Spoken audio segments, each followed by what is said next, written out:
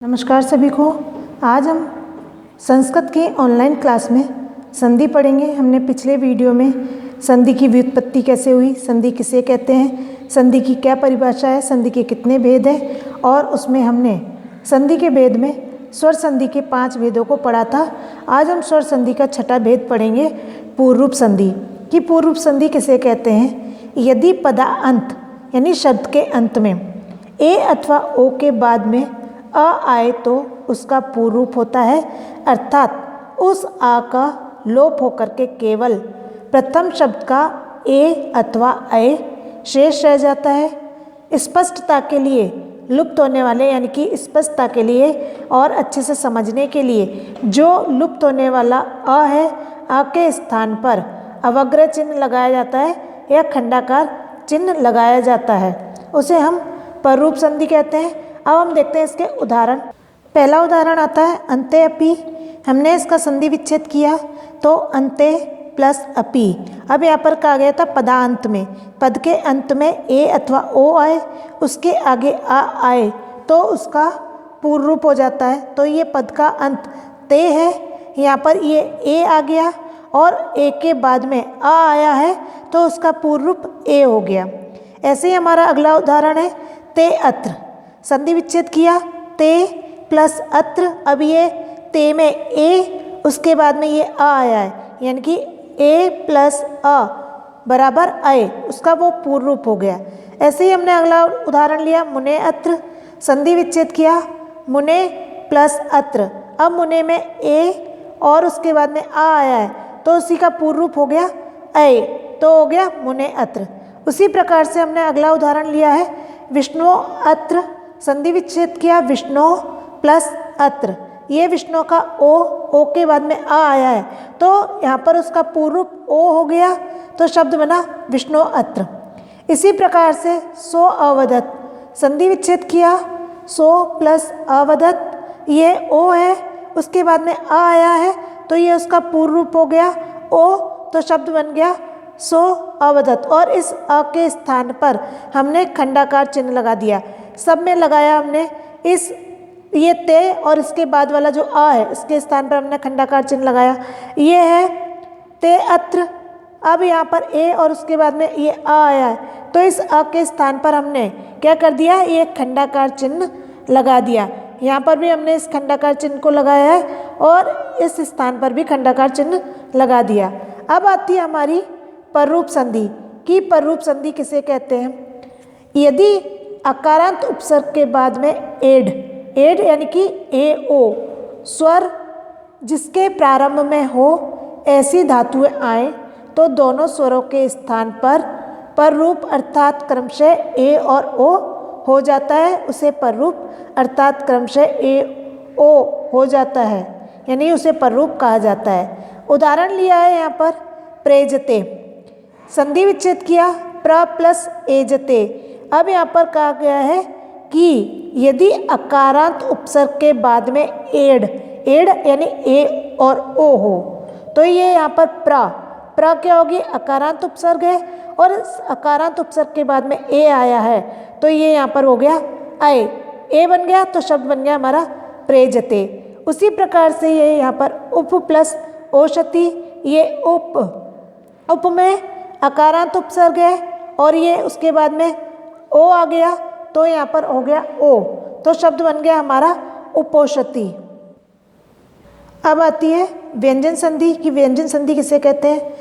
प्रथम शब्द के अंतिम हल वर्ण के आगे वर्ण के आगे ही स्वर अथवा व्यंजन वर्ण आने पर दोनों के बीच में जो परिवर्तन होता है उसे व्यंजन संधि कहते हैं। कि प्रथम शब्द के अंतिम हल वर्ण के आगे आने वाले स्वर अथवा व्यंजन वर्ण के आने पर दोनों के बीच जो परिवर्तन होता है उसे व्यंजन संधि कहते हैं। जैसे उदाहरण दिया है वागीश, उन्नति आदि।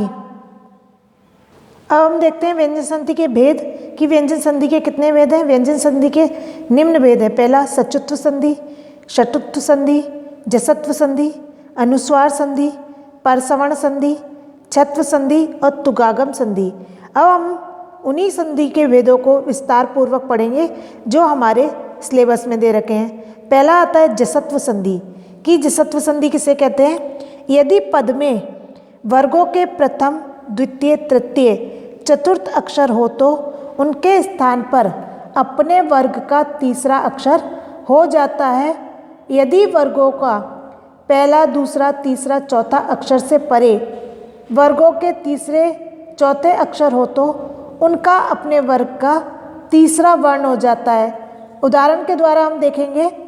यहाँ उदाहरण लिया है मैंने वागीश, संधि विच्छेद किया तो हो गया वाक प्लस ईश। अब यहाँ पर ये वाक तो वर्ग का पहला अक्षर हो गया, उसके बाद में ये स्वर हो गया, क्योंकि परिभाषा में कहा है यदि पद में वर्गों के प्रथम, द्वितीय, तृतीय, चतुर्थ अक्षर हो तो।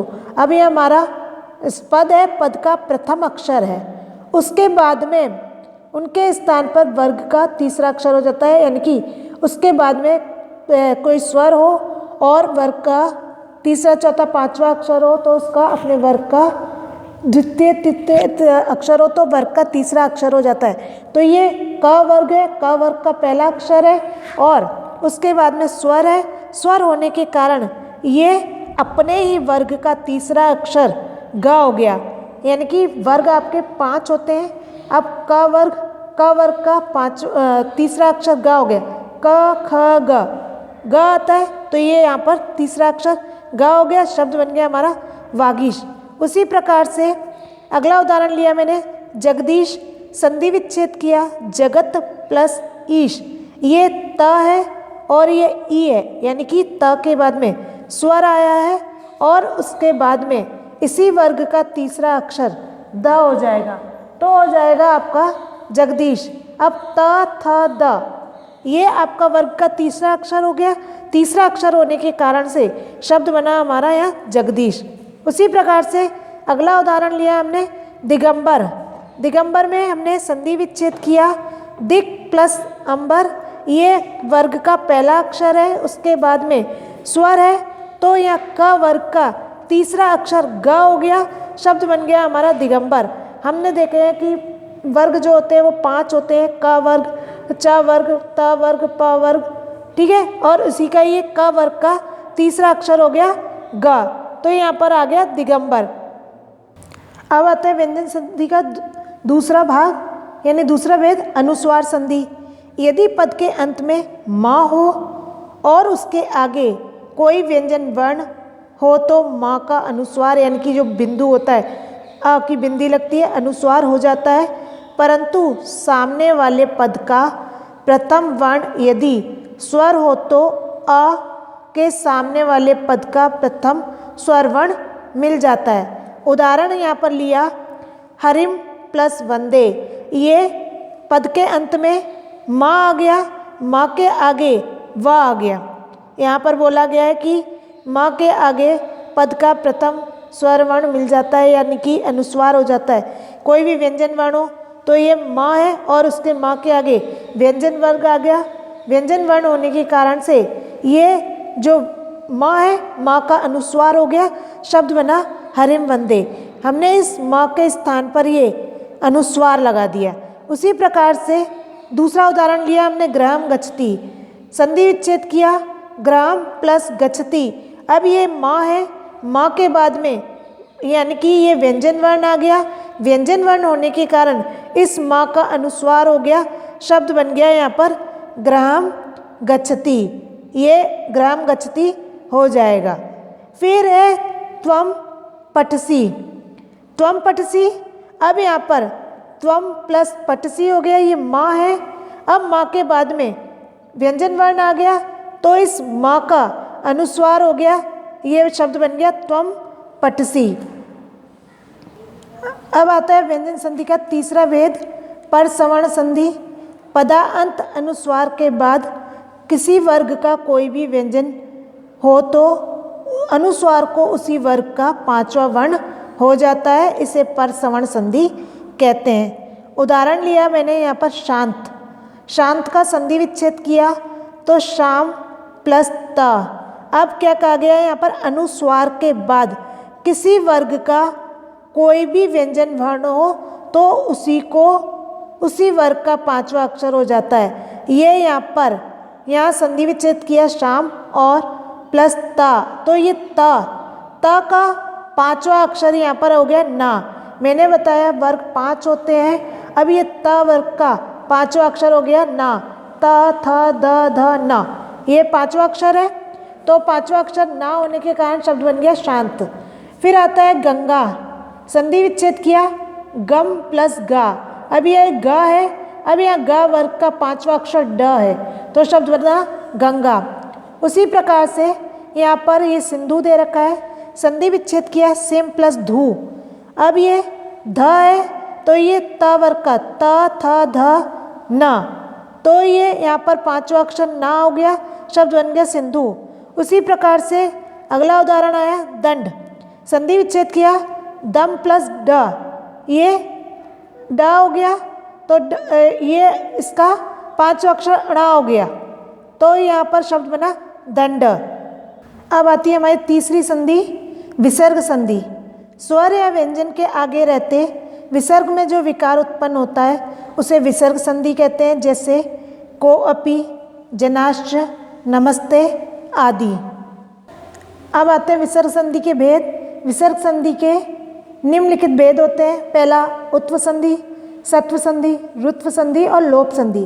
अब सबसे पहले पढ़ेंगे उत्व संधि की उत्व संधि किसे कहते हैं। यदि विसर्ग से पहले आ हो और विसर्ग के बाद भी आ हो तो विसर्ग के बाद वाले अ के स्थान पर उ हो जाता है, जो अ प्लस उ बराबर ओ हो जाता है। किसी भी वर्ग का तीसरा, चौथा, पांचवा वर्ण या य, र, ल, व, ह में से कोई वर्ण है तो विसर्ग का ओ की मात्रा हो जाती है, यानी विसर्ग के स्थान पर ओ की मात्रा बन जाती है। उदाहरण लिया है यहाँ पर मनोहर, संधि विच्छेद किया मन प्लस हर, अब यहाँ पर विसर्ग से पहले अ है और विसर्ग के बाद भी आ है, तो विसर्ग के बाद वाले आ, ये यहाँ पर विसर्ग हो गया। अब विसर्ग से पहले ये आ है और विसर्ग के बाद भी ये आ है, तो इस अ के स्थान पर उ हो जाएगा, जो कि आ प्लस उ बराबर ओ बन जाता है। फिर आता है हमारा अगला उदाहरण यशोदा, इसमें संधि विच्छेद किया यश प्लस दा, ये आ और ये आ, तो ये आ इस आ के स्थान पर उ हो गया, तो जो आ प्लस उ बराबर ओ हो गया, यानी यहाँ पर जो वर्ग का तीसरा वर्ण है, यहाँ पर वर्ग का तीसरा वर्ण है, वर्ग का तीसरा वर्ण होने के कारण तो ओ की मात्रा हो गई, तो शब्द बन गया यशोदा। उसी प्रकार से अगला उदाहरण आता है कृष्ण वदती, संधि विच्छेद किया कृष्ण प्लस वदती, ये आ और ये व होने के कारण से यहाँ पर ओ हो गया, जो कि शब्द बना कृष्णवदती। उसी प्रकार से शब्द लिया हमने यशोगानम, संधि विच्छेद किया यश प्लस गानम, ये आ हो गया और विसर्ग के बाद में वर्ग का तीसरा वर्ण ग हो गया, ग होने के कारण यहाँ पर ये ओ की मात्रा हो गई, तो बना यशोगानम। अब आता है हमारा नियम आ, यानी कि आ प्लस आ, इस स्थिति में विसर्ग के स्थान पर ओ होता है, यानी कि आ विसर्ग से पहले आ हो और विसर्ग के बाद भी आ हो, इस स्थिति में विसर्ग के स्थान पर ओ की मात्रा होती है और अंतिम अ के स्थान पर अवग्रह चिन्ह लगता है। यानी कि इसमें बताया गया कि विसर्ग से पहले भी आ है, विसर्ग के बाद भी आ है, तो उसके स्थान पर ओ हो जाता है और अंतिम अ के स्थान पर अवग्रह चिन्ह होता है, अर्थात उत्व के बाद गुण और गुण पर रूप होती है। यहाँ पर उदाहरण लिया है को अपि, संधि विच्छेद किया क प्लस अपि, विसर्ग से पहले आ हो गया, विसर्ग के बाद भी आ हो गया, तो विसर्ग से पहले वाले आ का आ और इसके बाद वाले आ के स्थान पर ओ, यानी कि यहाँ पर इसके स्थान पर हम खंडाकार चिन्ह लगा देंगे, तो शब्द बन जाएगा को अपि। उसी प्रकार से रामो अयम, संधि विच्छेद किया राम प्लस अयम, ये विसर्ग से पहले आ है और ये विसर्ग के बाद में आ है, तो इस अ के स्थान पर खंडाकार चिन्ह लगा दिया, शब्द बन गया रामो अयम। फिर आता है सो अपि, अब इसका भी संधि विच्छेद किया स प्लस अपि, विसर्ग से पहले आ और विसर्ग के बाद भी आ, तो आ होने के कारण यहाँ पर खंडाकार चिन्ह लग गया तो शब्द बन गया सो अपि। अब आता है इसका दूसरा भेद, रुत्व संधि। यदि प्रथम पद के विसर्ग से पूर्व आ अथवा आ के अतिरिक्त कोई स्वर हो तो विसर्ग के बाद कोई भी स्वर वर्णों का तीसरा, चौथा, पांचवा वर्ण या य, व, र, ल, ह में से कोई स्वर वर्ण हो तो विसर्ग का रा हो जाता है। उदाहरण निर्जन। हमने संधि विच्छेद किया नी प्लस जन। अब यहाँ पर कहा गया है यदि प्रथम पद के विसर्ग से पहले, ये पहला पद है, इस पद के विसर्ग से पहले आ के अतिरिक्त आ को छोड़ करके कोई भी स्वर हो तो यहाँ पर विसर्ग से पहले ई है और उसके बाद में वर्ग का तीसरा अक्षर है ज, च, छ, ज, ये वर्ग का तीसरा वर्ण हो गया तो यहाँ पर विसर्ग का रा बन गया। विसर्ग का रा बन गया तो शब्द बन गया हमारा निर्जन। उसी प्रकार से मुनि रीव, यहाँ पर संधि विच्छेद किया मुनि प्लस रीव, विसर्ग से पहले ई है और उसके बाद में भी स्वर है तो यहाँ पर शब्द बन गया हमारा मुनि रीव। उसी प्रकार से ये अगला शब्द है पुनरत्र। संधि विच्छेद किया पुनः प्लस अत्र, विसर्ग से पहले यहाँ पर आ है और उसके बाद में ये आ है तो ये यहाँ पर इसमें मिल गया तो शब्द बन गया रा, इस विसर्ग का रा हो गया, शब्द बन गया पुनरत्र। फिर आता है भानु रुदेति, ये भानु प्लस उदेति, ये ऊ, उसके बाद में ये ऊ, तो इस विसर्ग का रा बन गया और शब्द बन गया भानु रुदेति। अब आता है विसर्ग संधि का तीसरा भेद, लोप संधि। विसर्ग से पहले आ हो और उसके बाद भी कोई भी स्वर हो या वर्ग का तीसरा, चौथा, पांचवा वर्ण या य, व, र, ल, ह में से कोई वर्ण हो तो विसर्ग का लोप हो जाता है। यहाँ पर उदाहरण लिया हमने बाला अत्र। संधि विच्छेद किया बाला प्लस अत्र। अब क्या कहा गया कि विसर्ग से पहले आ हो तो यहाँ पर विसर्ग से पहले ये आ है और उसके बाद में कोई भी स्वर या वर्ग का तीसरा, चौथा, पांचवा या फिर य, व, र, ल, ह हो, वर्ण हो तो विसर्ग का लोप हो जाता है। तो विसर्ग से पहले आ हो गया और उसके बाद में ये स्वर हो गया तो यहाँ पर विसर्ग का लोप हो गया, शब्द बन गया बाला अत्र। उसी प्रकार से बाला हसति, ये विसर्ग से पहले आ गया और उसके बाद में यह ह्रस्व स्वर आ गया ह, और ये ह होने के कारण से यहाँ पर विसर्ग का लोप हो गया, शब्द बन गया बाला हसन्ति। उसी प्रकार से अर्जुन उवाच, ये विसर्ग से पहले आ है और उसके बाद में स्वर वर्ण हो गया तो विसर्ग का यहाँ पर लोप हो गया, शब्द बन गया अर्जुन उवाच। उसी प्रकार से अगला उदाहरण लिया हमने राम आगच्छति। संधि विच्छेद किया राम प्लस आगच्छति, ये अ है, उसके बाद में ये आ हो गया तो यहाँ पर विसर्ग का लोप हो गया, शब्द बन गया राम आगच्छति। अब आता है विसर्ग संधि का चौथा भेद, सत्व संधि। यदि विसर्ग के बाद में च, छ हो तो विसर्ग का श तथा क, त, ध हो तो विसर्ग का स तथा ट, ठ हो तो विसर्ग का श हो जाता है, श हो जाता है। अब हमने उदाहरण लिया यहाँ पर नमस्कार। संधि विच्छेद किया नमा प्लस कार, ये अ है, अ के बाद में ये का हो गया, विसर्ग के बाद में ये विसर्ग से पहले ये आ हो गया है और ये विसर्ग है, विसर्ग के बाद में का आया है, का आने के कारण ये यहाँ पर सा हो गया तो शब्द बन गया नमस्कार। फिर इसी प्रकार से कृष्णास्त्र, तो यहाँ संधि विच्छेद किया, ये आ और ये विसर्ग आया, विसर्ग के बाद में ता आ गया, ता आने के कारण से यहाँ पर बन गया स। जैसा ऊपर बताया गया है कि यदि विसर्ग के बाद में च, छ हो तो विसर्ग का श बनता है, क, त, ध हो तो विसर्ग का स बन जाता है। उसी प्रकार से हमने अगला उदाहरण लिया कभी चलती। अब यहाँ पर संधि विच्छेद किया कभी प्लस चलती, ये ई हो गया, उसके बाद में ये च आ गया है तो ये च आने के कारण से विसर्ग का श बन गया, तो यहाँ पर हो गया कविश चलती, यानी हलंत जो लगा हुआ है इसका मतलब है ये आधा शब्द है, आधा शब्द बना है, आधा स है। इसी प्रकार से इसमें भी ये स, ठीक है। अब हमारा ये आता है अगला रामस टीकते, संधि विच्छेद किया राम प्लस टीकते, ये विसर्ग है, विसर्ग के बाद में ट आ गया है, ट आने के कारण से ये विसर्ग का श बन गया, तो शब्द बन गया रामस टीकते। ये थी हमारी संधि। संधि का टॉपिक हमारा यहीं समाप्त होता है। धन्यवाद।